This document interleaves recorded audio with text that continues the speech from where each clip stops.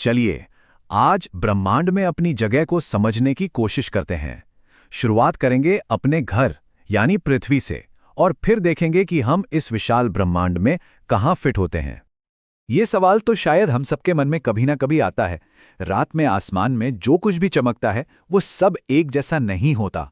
तो आइए सबसे पहले इन चमकीली चीजों के बीच का फर्क समझते हैं।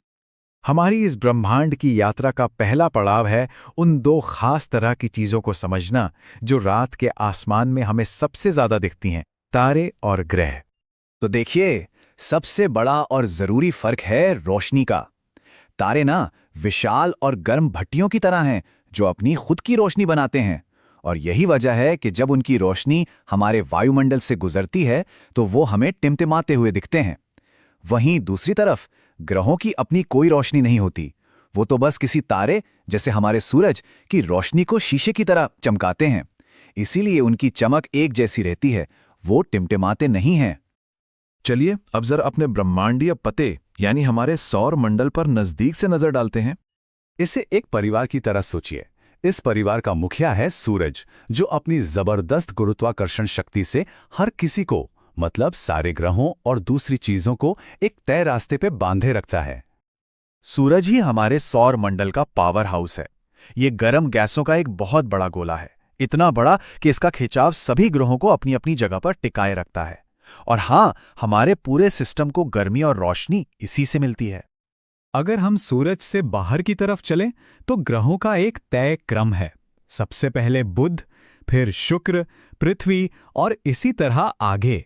हर ग्रह का अपना एक पक्का लंबा सा रास्ता है जिस पर वो सूरज का चक्कर लगाता है।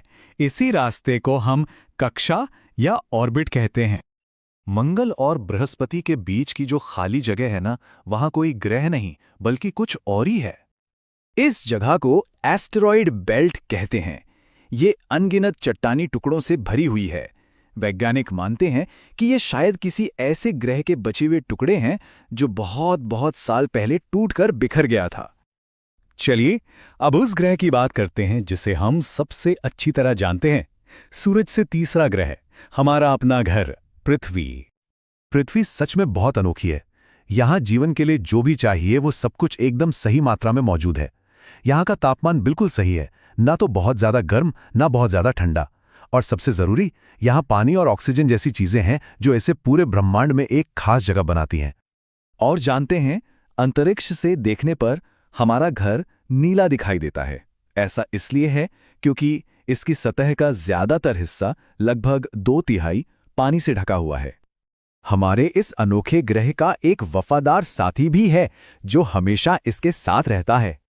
ये जो नंबर है 27 दिन, इसी में चंद्रमा का एक बहुत बड़ा राज छुपा है। ये सवाल अक्सर लोगों को हैरान करता है, भला ऐसा क्यों है कि हम चांद का सिर्फ एक ही चेहरा देख पाते हैं? इसका जवाब एक बहुत ही दिलचस्प कॉस्मिक तालमेल में है। होता यह है कि चंद्रमा को पृथ्वी का एक चक्कर पूरा करने में लगभग 27 दिन लगते हैं, और मजे की बात यह है कि उसे अपनी ही धुरी पर एक बार घूमने में भी ठीक उतना ही समय लगता है। इसी गजब के तालमेल की वजह से उसका एक ही हिस्सा हमेशा हमारी तरफ रहता है। अच्छा, अब तक हमने अपने सौरमंडल को समझ लिया। अब चलिए एक कदम और पीछे हटते हैं और पूरी तस्वीर को देखते हैं। हजारों सालों से इंसानों ने रात के आसमान में तारों को जोड़कर कुछ जानी पहचानी आकृतियां बनाई हैं, जैसे सप्तऋषि। तारों के ऐसे समूहों को ही नक्षत्र मंडल कहते हैं। अब सोचिए, हमारा पूरा सौरमंडल जिसमें हमारा सूरज और सारे ग्रह हैं, वो खुद अरबों तारों के एक बहुत बड़े शहर का हिस्सा है। इस शहर को ही हम आकाशगंगा या गैलेक्सी कहते हैं। हमारी आकाशगंगा का नाम है मिल्की वे। और बात यहीं खत्म नहीं होती। हमारी आकाशगंगा जैसी लाखों करोड़ों आकाशगंगाएं मिलकर इस विशाल ब्रह्मांड को बनाती हैं। मतलब वो हर चीज जो मौजूद है वो ब्रह्मांड का हिस्सा है। तो आखिर में सवाल यही उठता है कि अगर इस ब्रह्मांड में अरबों आकाशगंगाएं हैं, तो सोचिए कि वहां और क्या कुछ हो सकता है जिसके बारे में हमें अभी तक पता भी नहीं है। हमारी खोज की यात्रा अभी बस शुरू ही हुई है। कभी सोचा है कि हम हर दिन एक ऐसी चीज इस्तेमाल करते हैं जो दिखती नहीं पर हमें रास्ता दिखाती है? आज हम पृथ्वी की इसी यूनिवर्सल एड्रेस सिस्टम के पीछे के राज को जानेंगे। चलिए एक बहुत ही आम सवाल से शुरू करते हैं। आखिर फोन को कैसे पता चलता है कि कोई इंसान ठीक किस जगह पर है? ये किसी जादू जैसा लगता है ना? पर इसके पीछे एक बहुत ही सरल और शानदार सिस्टम छिपा हुआ है। गूगल मैप्स जैसे ऐप्स तो हमारी जिंदगी का एक जरूरी हिस्सा बन गए हैं, जो हमें कहीं भी पहुंचा सकते हैं। पर ये सब काम कैसे करते हैं? असल में ये सब एक बहुत ही पुराने, एक बहुत ही बुनियादी ज्योग्राफिकल आइडिया पर टिके हैं। आइए इस समस्या को इसके बिल्कुल बेसिक रूप में देखते हैं। कल्पना कीजिए कि पृथ्वी एक बहुत बड़ी चिकनी गेंद है जिस पर कोई निशान नहीं है। अब इस पर किसी एक जगह को बिल्कुल सटीक तरीके से कैसे बताएंगे? यही तो वो बड़ी चुनौती थी जिसे ज्योग्राफर्स ने सदियों पहले सुलझाया था। तो इस पहेली को सुलझाने का जो पहला कदम है वो है पृथ्वी पर कुछ लेटी हुई यानी हॉरिजॉन्टल लाइनें बनाना, और इन्हीं को हम कहते हैं अक्षांश या लैटिट्यूड। इसे समझने के लिए ग्लोब से बेहतर कुछ नहीं है। वैसे पृथ्वी पूरी तरह से गोल नहीं है, ध्रुवों पर यानी पोल्स पर थोड़ी सी चपटी है, जिसे जियोइड शेप कहते हैं। लेकिन हाँ, इस सिस्टम को समझने के लिए ग्लोब एक परफेक्ट मॉडल है। देखिए, किसी भी मेजरमेंट सिस्टम के लिए एक जीरो पॉइंट, एक स्टार्टिंग पॉइंट तो चाहिए ही होता है। यहां पर वो स्टार्टिंग पॉइंट है भूमध्य रेखा यानी इक्वेटर। इसे 0 डिग्री माना गया है, और ये वो काल्पनिक रेखा है जो पृथ्वी को ठीक 2 बराबर हिस्सों में बांट देती है। अब जरा सोचिए कि इस भूमध्य रेखा के पैरेलल, मतलब समानांतर, कई और काल्पनिक सर्कल बनाए गए हैं। बस इन्हीं को अक्षांश रेखाएं कहते हैं। ये एक दूसरे को कभी नहीं काटती, और जैसे जैसे हम ध्रुवों की तरफ बढ़ते हैं ये छोटी होती जाती हैं। और इन्हीं रेखाओं से पृथ्वी को हम उत्तरी और दक्षिणी गोलार्ध में बांटते हैं। इक्वेटर के अलावा भी कुछ और जरूरी अक्षांश रेखाएं हैं, जैसे कर्क रेखा, मकर रेखा और आर्कटिक और अंटार्कटिक सर्कल। ये सिर्फ नक्शे पर बनी लकीरें नहीं हैं, बल्कि ये पृथ्वी पर अलग अलग क्लाइमेट जोन तय करती हैं। मतलब मौसम कैसा होगा, दिन रात कितने लंबे होंगे, ये सब इन्हीं पर निर्भर करता है। तो ठीक है, हमारे पास लेटी हुई लाइनें तो आ गईं, लेकिन किसी जगह का पक्का पता लगाने के लिए ये काफी नहीं है। अब हमें चाहिए पहेली का दूसरा हिस्सा, यानी वो खड़ी लाइनें जो उत्तर से दक्षिण की ओर जाती हैं। इन्हें कहते हैं देशांतर या लॉन्गिट्यूड। अब ये अक्षांश से बिल्कुल अलग हैं। वो समानांतर थीं, ये नहीं हैं। ये सारी रेखाएं उत्तरी और दक्षिणी ध्रुवों पर जाकर मिल जाती हैं। ये सब सेमी सर्कल यानी अर्धवृत्त हैं। अब जैसे 0 डिग्री अक्षांश के लिए भूमध्य रेखा थी, वैसे ही 0 डिग्री देशांतर के लिए भी एक स्टार्टिंग पॉइंट चाहिए था। तो दुनिया ने मिलकर तय किया कि लंदन के ग्रीनविच से गुजरने वाली रेखा को प्राइम मेरिडियन यानी 0 डिग्री देशांतर माना जाएगा, और यही रेखा पृथ्वी को पूर्वी और पश्चिमी गोलार्ध में बांटती है। तो चलिए एक बार फटाफट इन दोनों के बीच का फर्क समझ लेते हैं। अक्षांश रेखाएं यानी लैटिट्यूड एक दूसरे के पैरेलल चलती हैं और कभी नहीं मिलती। वहीं देशांतर रेखाएं यानी लॉन्गिट्यूड ध्रुवों पर जाकर मिल जाती हैं। और एक और बड़ा फर्क यह है कि सभी देशांतर रेखाओं की लंबाई बराबर होती है, जबकि अक्षांश रेखाएं जैसे जैसे ध्रुवों की तरफ जाती हैं छोटी होती जाती हैं। और अब आता है वो आहा मोमेंट, जब सब कुछ एक साथ जुड़ जाता है। जब हम इन दोनों तरह की लाइनों को मिलाते हैं तो हमें मिलता है एक कंप्लीट सिस्टम। ये दोनों तरह की रेखाएं मिलकर एक जाल बनाती हैं, एक ग्रिड। इस ग्रिड पर हर एक चौराहा, हर एक इंटरसेक्शन पृथ्वी पर एक यूनिक एड्रेस है। यही वो सिस्टम है जिससे दुनिया के किसी भी कोने का पिन पॉइंट पता लगाया जा सकता है। इसे एक असली उदाहरण से समझते हैं। महाराष्ट्र का जो नासिक शहर है वो 20 डिग्री उत्तरी अक्षांश और 74 डिग्री पूर्वी देशांतर के चौराहे पर है। बस इन्हीं 2 कोऑर्डिनेट से पूरी दुनिया में किसी भी जगह का सटीक पता चल सकता है। लेकिन रुकिए, कहानी यहीं खत्म नहीं होती। इस ग्लोबल ग्रिड सिस्टम का एक और बहुत ही दिलचस्प और शायद अनसोचा इस्तेमाल भी है, और उसका ताल्लुक है समय से। देखिए, पृथ्वी के भूगोल और उसके घूमने के बीच एक सीधा साधा रिश्ता है। पृथ्वी को एक पूरा चक्कर लगाने में लगते हैं 24 घंटे, और हम सब जानते हैं कि एक सर्कल में 360 डिग्री होते हैं। तो हिसाब बहुत सिंपल है। पृथ्वी 24 घंटे में 360 डिग्री घूमती है। मतलब अगर हम 360 को 24 से डिवाइड करें तो जवाब आता है 15। इसका मतलब ये हुआ कि पृथ्वी हर एक घंटे में 15 डिग्री देशांतर घूम जाती है, और बस यहीं से समय और जगह का रिश्ता पक्का हो जाता है। और यहीं से एक बहुत जरूरी नियम निकल कर आता है। एक ही देशांतर रेखा पर जितने भी शहर या जगह हैं, वहां पर एक ही वक्त पर दोपहर होती है। इसी बेसिक आइडिया का इस्तेमाल करके पूरी दुनिया के लिए स्टैंडर्ड टाइम जोन बनाए गए हैं। समय का हिसाब लगाने का तरीका भी बड़ा सीधा है। अगर हम ग्रीनविच यानी प्राइम मेरिडियन से पूर्व की ओर जाते हैं तो समय आगे बढ़ता है, मतलब हम टाइम जोड़ते हैं। और अगर पश्चिम की ओर जाते हैं तो समय पीछे जाता है, यानी हम टाइम घटाते हैं। इसी वजह से दुनिया के अलग अलग हिस्सों में अलग अलग समय होता है। तो लीजिए, हम घूम फिर कर वहीं आ गए जहां से हमने शुरू किया था। हमारे फोन में जो जादू है वो असल में कोई जादू नहीं है, बल्कि सदियों पुरानी ज्योग्राफी और जियोमेट्री का एक शानदार नतीजा है। अक्षांश और देशांतर का यही अदृश्य ग्रिड, ये इनविजिबल जाल ही हमारी पूरी डिजिटल दुनिया की नींव है। ये हमें सोचने पे मजबूर करता है ना? एक इतना सादा सा आइडिया, एक गेंद पर लकीरें खींचना, और उसने हमारी दुनिया को कैसे बदल दिया।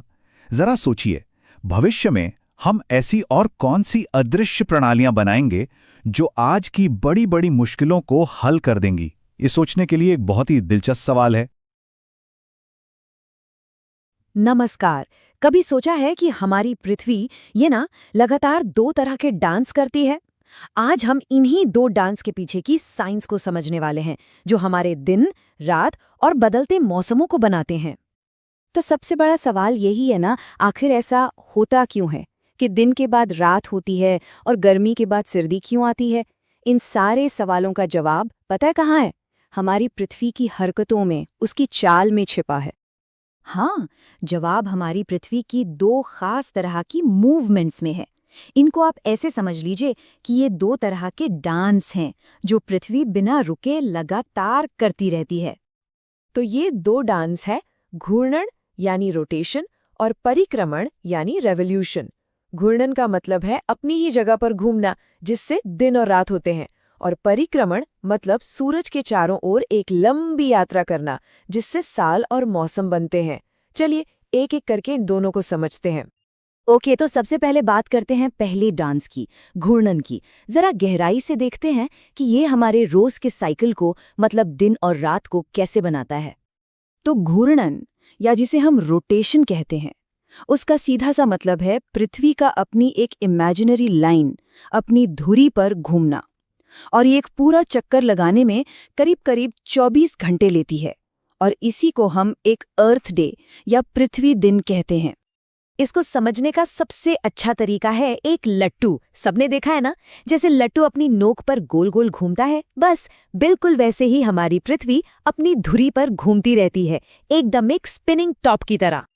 अब देखिए, जब पृथ्वी ऐसे घूमती है तो इसका आधा हिस्सा हमेशा सूरज के सामने होता है, जहां दिन होता है, और बाकी का आधा हिस्सा अंधेरे में, जहां रात होती है। इन दोनों हिस्सों को जो एक लाइन अलग करती है, उसे कहते हैं प्रदीप्त वृत्त या सर्कल ऑफ इल्यूमिनेशन। और जैसे जैसे पृथ्वी घूमती है, ये लाइन भी खिसकती जाती है, और बस दिन रात में बदल जाता है। लेकिन जरा एक मिनट के लिए सोचिए, क्या हो अगर पृथ्वी अचानक घूमना बंद कर दे? ये सवाल थोड़ा अजीब है, पर ये हमें रोटेशन की असली इंपॉर्टेंस समझने में मदद करेगा। अगर ऐसा हुआ तो नतीजे बहुत ही खतरनाक होंगे। मतलब पृथ्वी का जो आधा हिस्सा सूरज के सामने होगा, वो हमेशा सामने ही रहेगा। वो इतना गर्म हो जाएगा कि सब कुछ जल जाएगा। और दूसरा हिस्सा, वो हमेशा अंधेरे में रहेगा और इतना ठंडा हो जाएगा कि सब कुछ जम जाएगा। ऐसी एक्सट्रीम कंडीशंस में लाइफ तो पॉसिबल ही नहीं है। तो ये जो रोज का घूमना है ना, यही हमारी पृथ्वी पर जीवन के लिए एक परफेक्ट बैलेंस बनाता है। तो ये तो हुई घूर्णन की बात। अब चलते हैं पृथ्वी के दूसरे डांस की तरफ, सूरज के चारों ओर इसकी लंबी साल भर की यात्रा, जिसे हम कहते हैं परिक्रमण। परिक्रमण या रेवोल्यूशन वो मूवमेंट है जिसमें पृथ्वी सूरज के चारों ओर एक फिक्स्ड रास्ते पर, जिसे ऑर्बिट या कक्षा कहते हैं, चक्कर लगाती है। और यही एक पूरा चक्कर हमारे 1 साल की लंबाई तय करता है। अब यहाँ एक मजेदार चीज आती है, लीप ईयर का कॉन्सेप्ट। देखिए, पृथ्वी को सूरज का एक चक्कर लगाने में लगते हैं 365 दिन और 6 घंटे। अब सुविधा के लिए हम हर साल सिर्फ 365 दिन गिनते हैं। वो जो 6 घंटे हैं उन्हें साइड में रख देते हैं। लेकिन 4 साल बाद क्या होता है? ये 6-6 घंटे जुड़कर बन जाते हैं पूरे 24 घंटे, यानी एक पूरा दिन।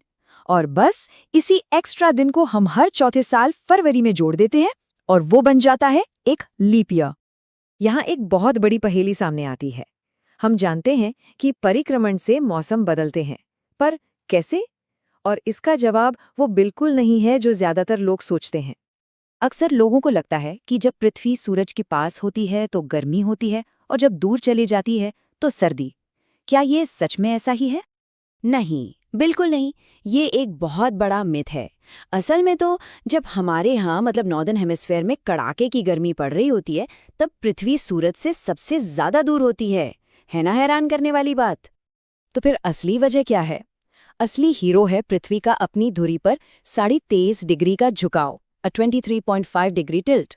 और मजे की बात यह है कि ये झुकाव हमेशा एक ही दिशा में रहता है, चाहे पृथ्वी अपने ऑर्बिट में कहीं भी हो। और बस इसी झुकाव की वजह से साल के अलग अलग टाइम पर पृथ्वी के अलग अलग हिस्सों को सूरज की सीधी या तिरछी रोशनी मिलती है।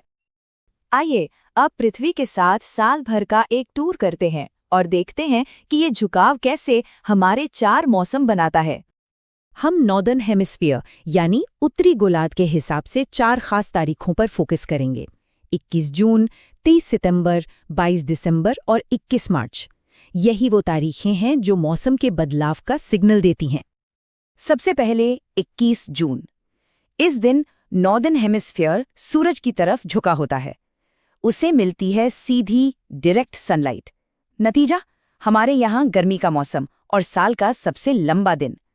और ठीक इसी समय सदर्न हेमिस्फीयर में वहां सर्दी होती है।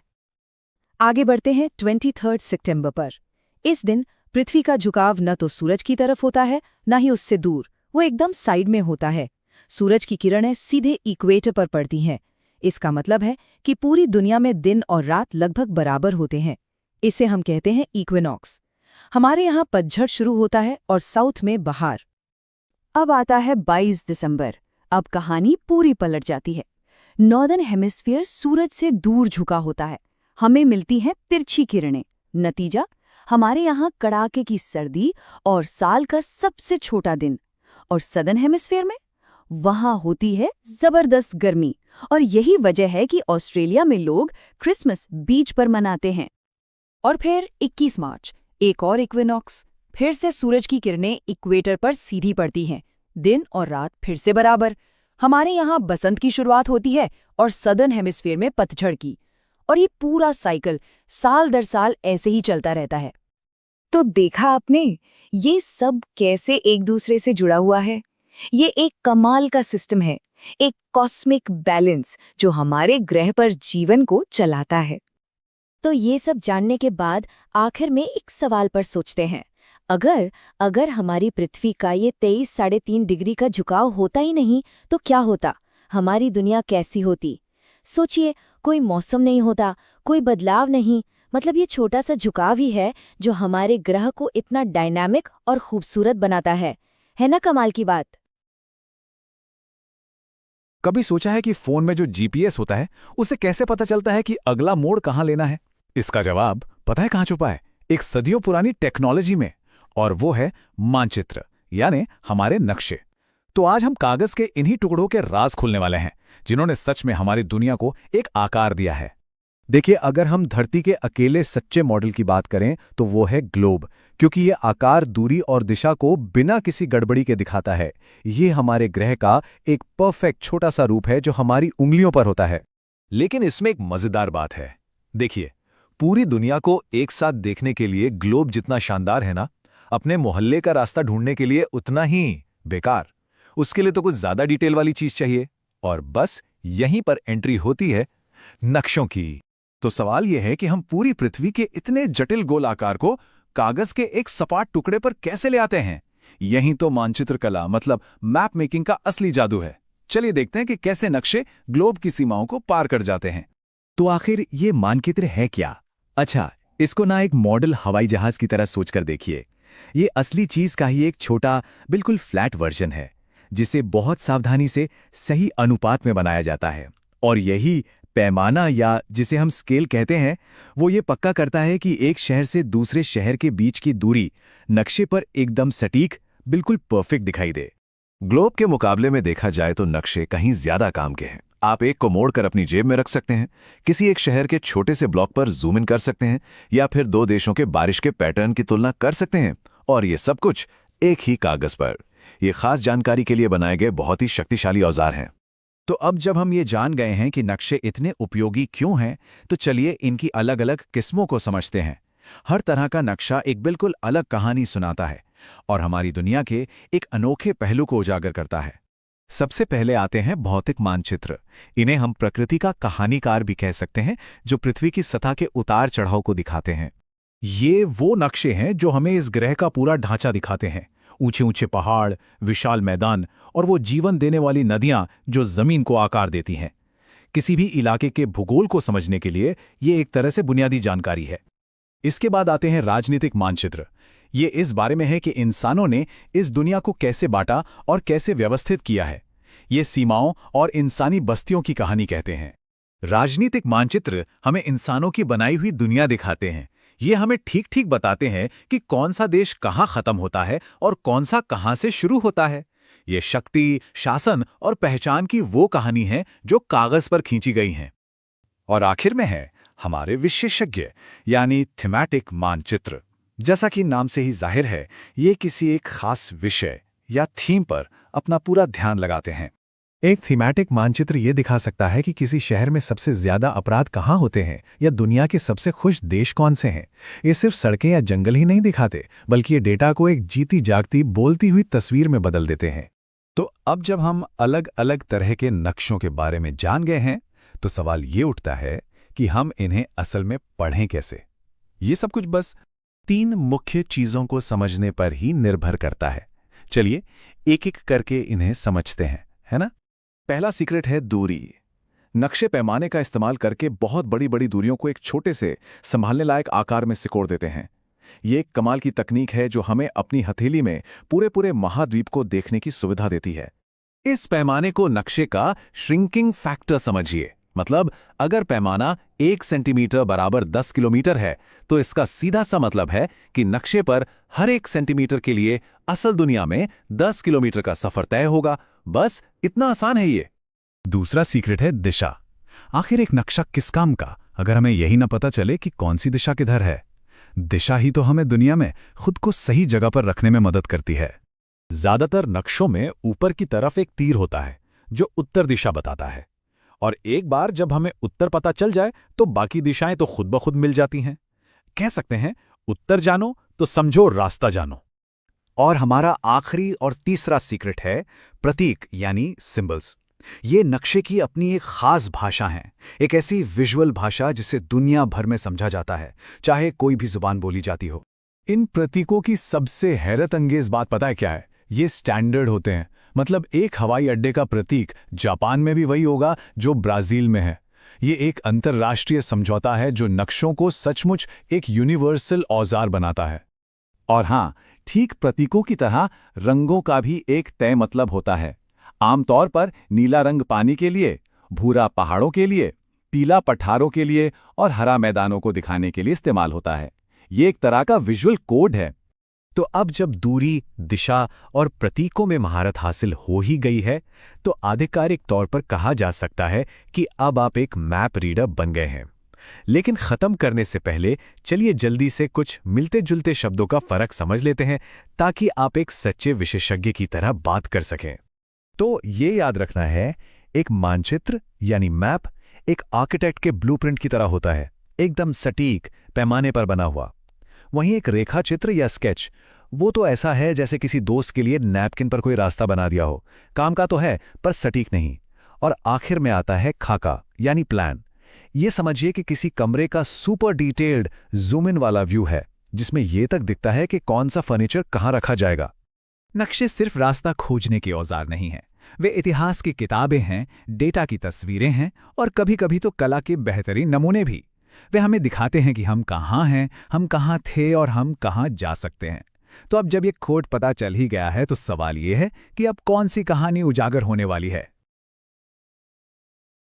नमस्कार। कभी सोचा है कि हमारी पृथ्वी, ये जो हमारा घर है, इतनी अनोखी क्यों है? क्यों यहाँ जीवन है और कहीं नहीं? चलिए आज इसी राज से पर्दा उठाते हैं और अपने ग्रह के उन 4 आधारभूत स्तंभों को समझते हैं जो इसे जिंदा रखते हैं। तो सबसे बड़ा सवाल यही है, आखिर हमारी धरती पर ऐसा क्या है जो कहीं और नहीं? यहाँ जिंदगी क्यों पनपती है? इसका जवाब छिपा है 4 बहुत ही जरूरी हिस्सों में जो एक दूसरे से मिलते हैं और एक दूसरे पर असर डालते हैं। चलिए एक एक करके इन्हें समझते हैं। तो आज का हमारा सफर कुछ ऐसा रहेगा। सबसे पहले हम ग्रह का एक बेसिक ढांचा समझेंगे और फिर एक एक करके पृथ्वी के उन 4 पिलर्स को जानेंगे, भूमंडल, जलमंडल, वायुमंडल और आखिर में जीवमंडल। तो चलिए शुरू करते हैं। ये जो 4 परिमंडल है ना, ये ही वो बुनियाद हैं जिन पर हमारा ग्रह टिका है। देखते हैं कि ये आखिर हैं क्या। इन चारों की नाम भले ही थोड़े मुश्किल लगें, पर मतलब बहुत सीधा है। और ये सब ग्रीक भाषा से आए हैं। जैसे लिथोस, जिसका मतलब है पत्थर, तो बन गया भूमंडल। हाइडोर यानी जल, जिससे बना जलमंडल।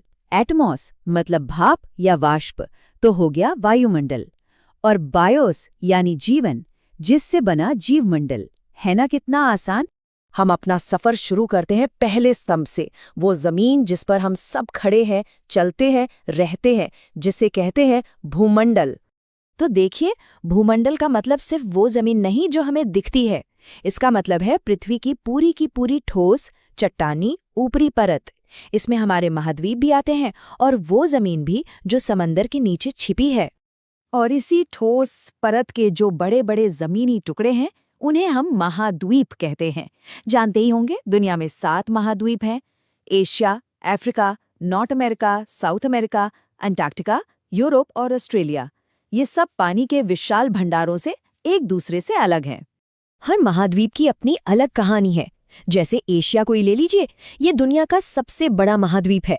पृथ्वी की कुल जमीन का करीब 1/3 हिस्सा तो सिर्फ एशिया ही है। वहीं अफ्रीका इकलौता ऐसा महाद्वीप है जहां से तीनों जरूरी रेखाएं कर्क, विषुवत और मकर गुजरती हैं। और ऑस्ट्रेलिया बेचारा सबसे छोटा है, चारों तरफ से पानी से घिरा, इसीलिए उसे आइलैंड कॉन्टिनेंट भी कह देते हैं।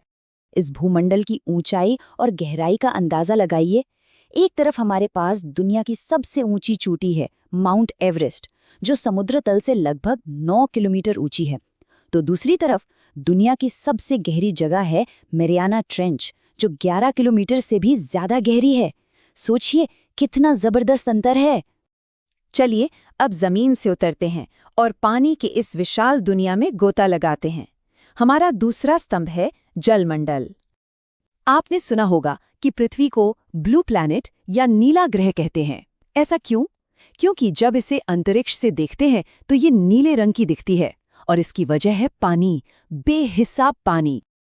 असल में हमारी धरती का करीब 71% हिस्सा पानी से ढका है और सिर्फ 29% जमीन है। तो जाहिर है पानी का ही राज है, इसीलिए तो ये नीला ग्रह है। लेकिन यहाँ एक बहुत बड़ी पहेली है।